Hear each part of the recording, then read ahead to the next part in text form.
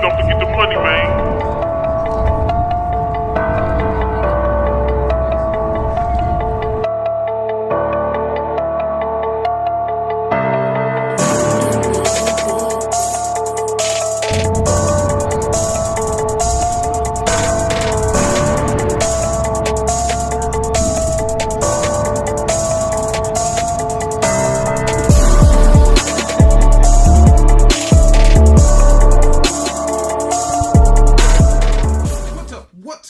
Matt Clark here at the new Matt Clark. How are each and every one of you doing on this amazing Sunday? I'm doing great. My girl's doing great. My family's doing great. I hope each and every one of you are doing great, even though we're living in a chaotic times. You know, things are kind of here and there. We don't really know what's going on, but we take it day by day. If you could please hit that like button, that subscribe button, and that bell notification button so you get all my videos when they're new. If you could share with somebody on social media, help spread the message, help spread the word, that would be amazing. And there's a PayPal option if you'd like to donate, help, and support the channel. So today I'm going to take a little bit of a different angle. I'm going down the serious route. So as my long time and my day one subscribers know, I myself am the victim of sexual abuse. Now I never really got into the story because it's not something I really do.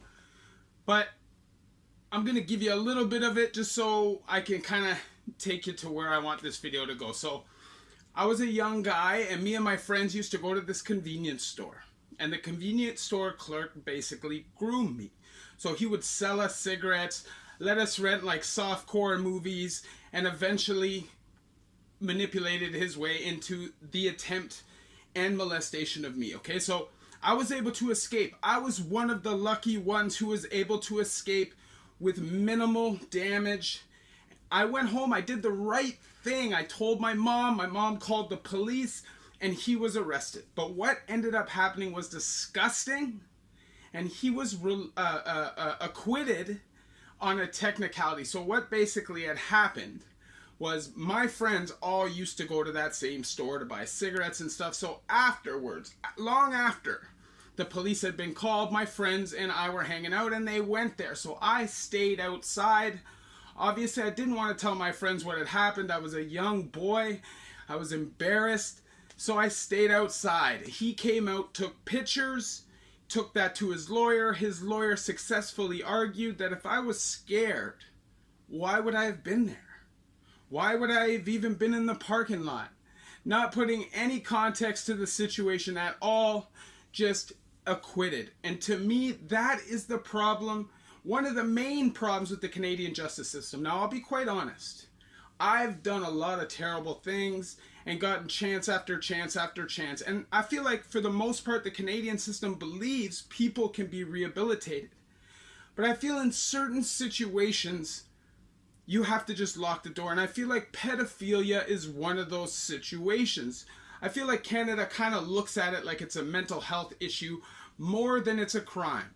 Now, if somebody is so perverse that they're just a walking time bomb because of mental health issues, then they should probably be locked away in a mental health like institute for the criminally insane. They shouldn't even be around. And I myself, as being an ex-criminal, knows that regardless what state I was in on drugs, regardless what mental state I was in because of my chaotic lifestyle, I knew right from wrong. And the reality is these people are programmed in a way that that is what is their object of their sexual desire. You can't change that. You can't go to a straight man and tell him from this point on he must be attracted to males. It won't work. What sails your ship sails your ship. What floats your boat floats your boat. Now, the Canadian justice system has a real problem with letting serial sex offenders out over and over and over again because they take the mental health angle. Now, I'm going to just highlight a couple situations specifically just to kind of prove my point, aside from my own personal experience with this. So I'm going to be looking at some paper, so if you hear some ruffling, it is what it is. You don't like it? Keep it moving. So there's Peter Whitmore. Now, everybody probably knows or has at least heard the name who Peter Whitmore is. Peter Whitmore is a sick child predator who has basically allegedly been attacking children since 1989. He's often been given cupcake sentences. The one time he had sex offenses against 4 young boys, he got 16 months. 16 months. My first pen bit was for 1 break and enter. It was 27 months. He got arrested for abducting and molesting an 8-year-old girl. This got him 56 months. So that is what? 4.5 years? Slightly a bit more than my last sentence for 2 break and enters. Hotel room. He got caught in a hotel room with a 13-year-old boy. He got 1 year. In 2002, he abducted a 5-year-old, got caught with her and a rape kit with zip ties, duct tape, lube, and child pornography. He got 3 years. How is that okay? Time and time and time again. How is that okay? And in 2006, his last offense before they actually, in this case, finally gave him dangerous offender, I think, abducted 2 boys, took them to a farmhouse, chained them up, and raped them repeatedly for days. Tortured them and raped them. Now, I believe most people can be rehabilitated, at least on some level. But when you're the kind of person who will kidnap 2 young boys and chain them up in a farmhouse, when you catch somebody with an 8-year-old or a 5-year-old, in a hotel room with duct tape, zip ties, child porn, like, that should be the end of the road. This person knows what they're doing is wrong. Now, we can go to Dale Kunith. In 2010, he was arrested for torturing a 6-week-old baby boy. He not only burned his feet, he tore his penis and raped him repeatedly with household objects. Like, that person should have been given the death penalty. But no, even though the baby now has to suffer lifelong handicaps, this person got parole after 6.5 years because his whoever argued, must have been a lawyer, he must have had a lawyer, argued that it wasn't sexual aggression, it was anger. Does that even matter? The severity of the case, does that even matter? Think about if a man kidnapped an adult man, okay, took him, burned his feet, raped him repeatedly. How much time would he get? But because it's a 6-week-old, for some reason, there's leniency. I don't understand that. That person should have been given the death sentence. I know we don't have it in this country, but there are certain crimes I believe are not, you can't be rehabilitated, because if you could, you wouldn't be doing that. Now let's talk about Lyle and Kyle Larson, aka the Diddler twins. Now these two look like they're from the Ozarks, and they're both serial child predators.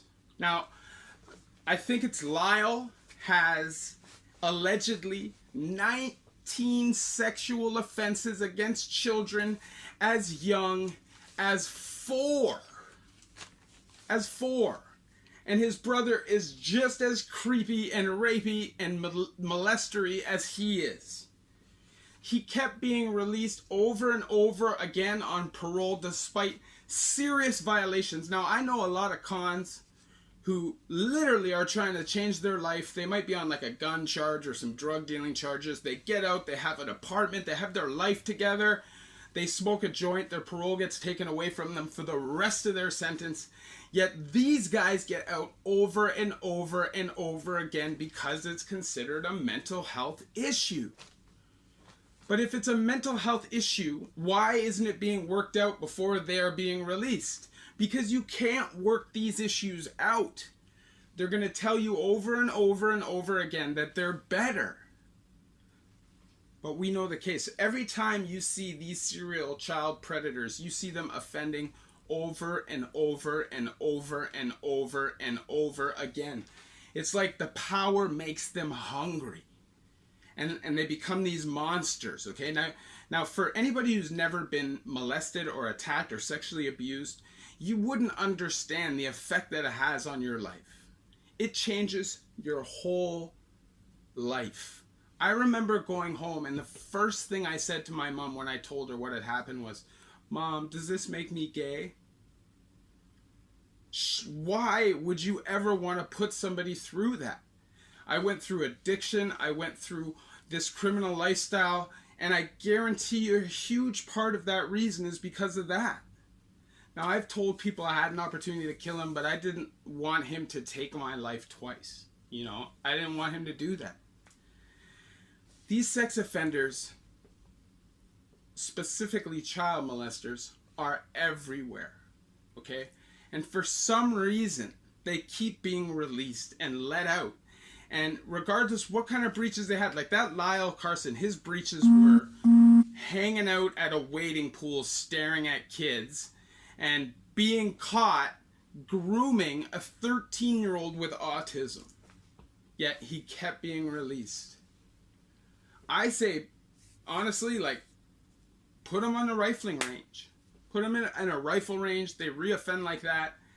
Put them in a rifle range. Sure, maybe you give them one chance if you're the system. After that, rifle range. The amount of damage that trauma does to future generations, you have no idea. Just the crimes that person could end up doing. Shattering families. The addiction, shattering his own family. Just torture.